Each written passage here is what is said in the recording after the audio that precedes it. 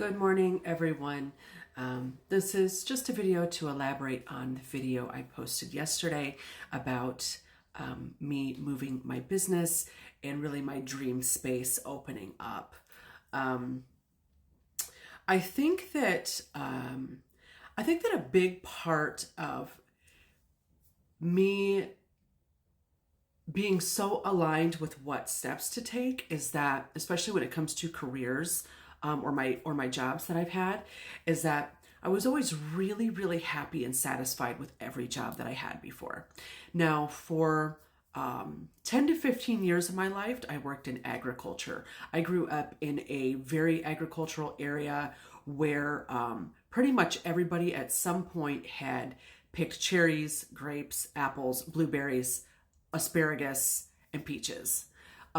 That's just what you did where I'm from, and we all grew up doing it. I started working at a very young age doing that. I remember being about 5 or 6 years old and going out with my mother to the asparagus fields and to the pickle fields. You all call them cucumbers, but here we call them pick and pickles. And just because she had no one to watch me, and child labor laws are loose in sometimes in agricultural operations, and so that is what I grew up doing, and I loved it. And then later on I worked on a flower farm where we grew acres and acres and acres of flowers, which we started from seed, and we sold those to big florists in Chicago and other large cities. So very hard work, but I love physical labor. You can see from a lot of my other videos, I've always enjoyed working out. I go to the gym regularly. That's just something that I love, and it's also something that I feel makes me a better spiritual worker and root worker, because I think when your health and your physical body are aligned, it provides you the stamina and the energy that you need to be able to serve your clients.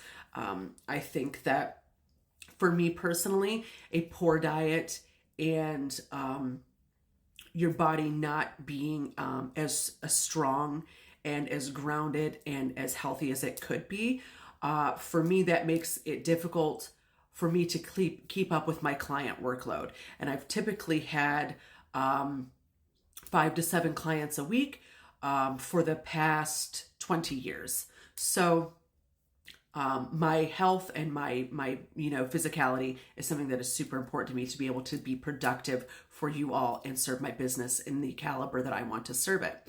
But back to sort of alignment and vibration.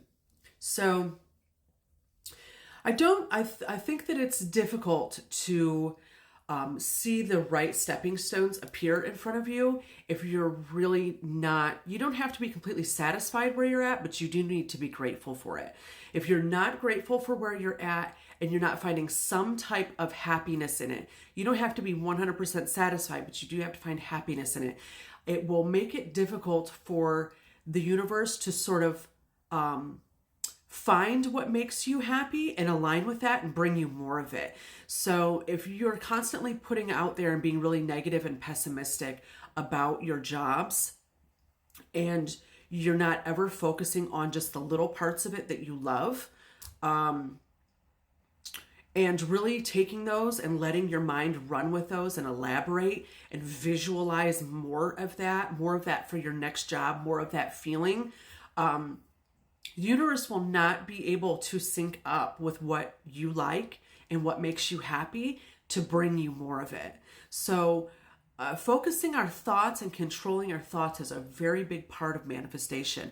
We all know that, but I would hope from seeing my life unfold that you will see that there is proof in that. So the business space I ended up in and the home that I ended up in, is literally the only place I ever visualized my business expanding to. And over the years, I had dozens and dozens of people, some strangers, some very close to me that worked for me, ask me why I wasn't opening a storefront and why I wasn't paying for a storefront, why I wasn't buying a building or renting a building. And there are a couple of reasons there. For one, there's only one place I visualize my business going into, and that is the place that I'm sitting in now. I'm currently in my office, and my production space is right outside my door, and then we have some inventory space outside of that. Two, what people don't understand when they haven't run a business is how much of a tax break that you get when you run a business out of your home.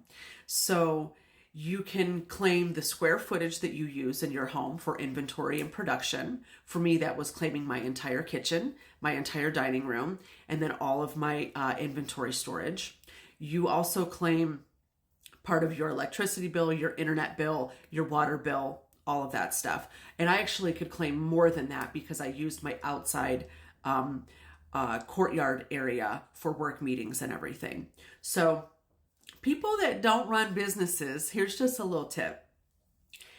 If there's no fruit on somebody's tree, you shouldn't be listening to that person's advice, okay? So if a person has never run a business or a business like yours, if you're in a very niche business like I am, do not take advice from other people that are not in that same niche business. Because there are simply things that they don't know what they're talking about, and this is one of them. Just the tax exclusions for having a business out of your home and everything that you can claim. So that is another reason I didn't do it. But this literally is the only place I ever visualized when I thought about expanding my business. And my business has scaled multiple times over the last 15 years. I mean, it's been 15 years. We've served 100 countries. That's a lot of countries. That's almost half the countries in the world. So, you know, it's not like I was dealing with some small time thing, even though people thought it was a really small time thing who lived in my community because I ran it out of my house. It just happened to be that I loved working. I was willing to work for it. And we produced a lot, you know, in the area that we had. And I was always so grateful for that home, that I could start my business in that home, and that I was in a community that was not just tolerable, but encouraging and exciting, that they had a local witch in their community. So I was in this beautiful vortex of people who all had their own businesses and were all creatives and were carpenters and, you know, woodworkers and, or like designed software, or were yoga teachers, or, you know, worked with, you know, kids with special needs, just all of these really amazing people doing their own thing. And so, and me recognizing that and recognizing the value of where I was and knowing that I was not going to find that anyplace else, my business could only expand in this community. I absolutely knew that. So the trick was how all the houses were full.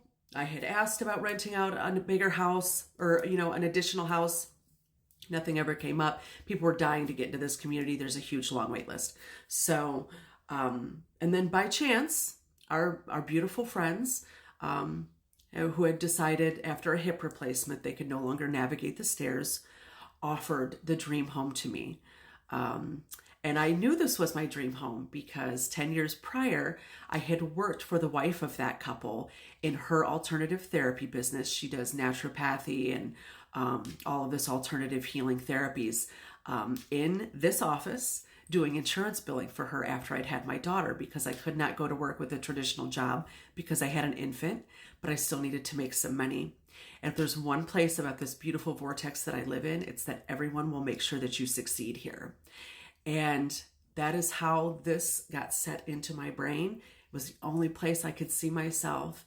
And I was so grateful to be where I was, so grateful for my business, so grateful for every scale up, everything farming had taught me, everything running businesses had taught me to get me to this point. So my point is, look for the little parts of where you are at that make you happy and focus on that feeling and amplifying that feeling, creating more of that feeling, finding ways to multiply more of that feeling, and walk down those stepping stones, because they will start to reveal themselves to you.